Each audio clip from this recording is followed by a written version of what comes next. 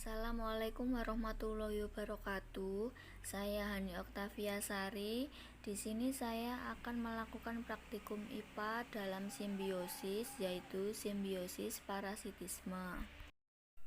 Dalam praktikum ini memiliki tujuan yaitu mengidentifikasi simbiosis parasitisme di lingkungan sekitar dan alat dan bahan yaitu alat-alat tulis, lembar pengamatan, dan lingkungan sekitar.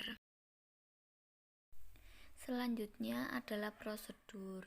Yang pertama adalah siapkan alat dan bahan. 2. Pergi ke lingkungan sekitar atau kebun. 3. Identifikasi simbiosis parasitisme yang terjadi. 4. Temukan 5 hubungan yang terjadi. 5.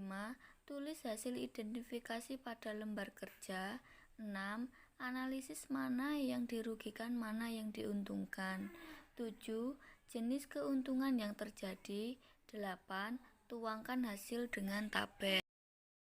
Selanjutnya yaitu saya menemukan 5 hubungan yang terjadi. Yang pertama adalah pohon mangga dengan benalu. Yang kedua adalah lalat dengan buah pepaya.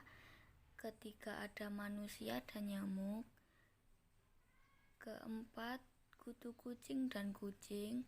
Dan terakhir adalah kutu tumbuhan dan tumbuhan bambu. Berdasarkan hasil pengamatan, yang pertama adalah pohon mangga dengan benalu.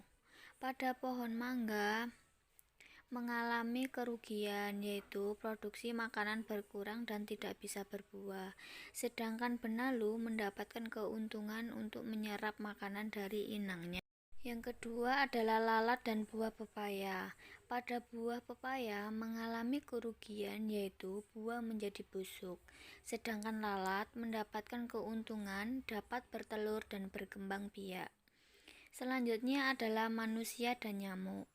Pada manusia mengalami kerugian, yaitu darah manusia dihisap menyebabkan gatal-gatal dan menularkan penyakit.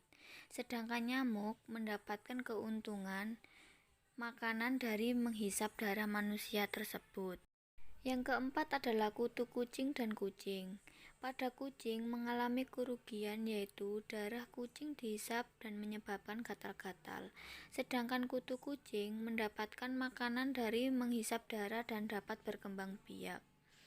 Selanjutnya adalah kutu tumbuhan dan tumbuhan bambu.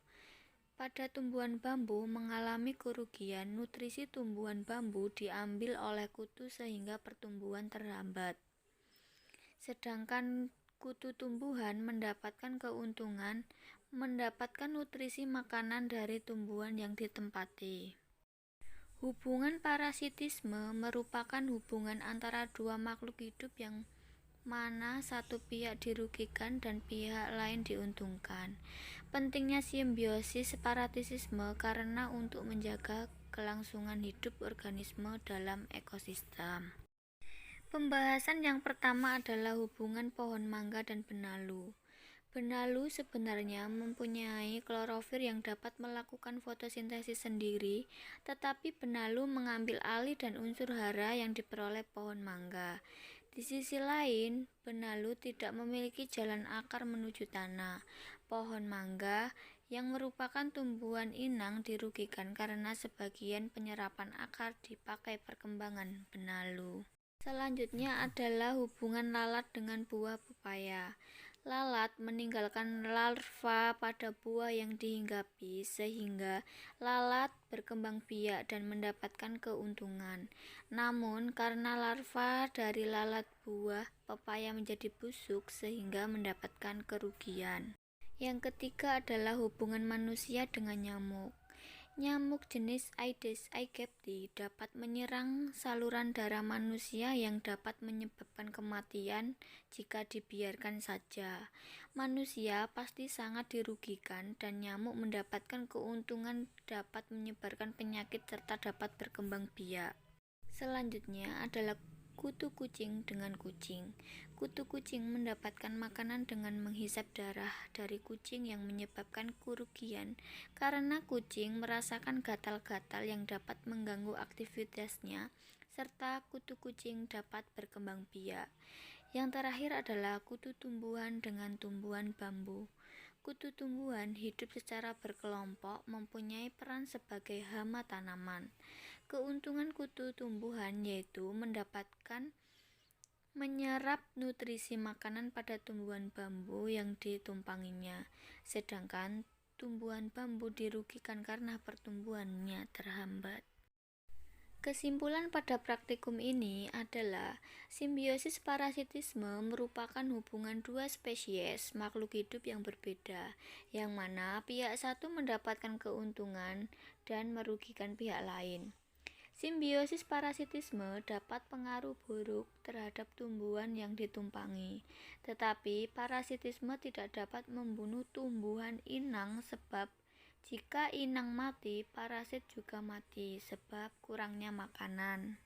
Itulah praktikum yang sudah saya lakukan pada simbiosis parasitisme. Jika ada kurang atau salahnya, saya mohon maaf dan terima kasih. Assalamualaikum warahmatullahi wabarakatuh.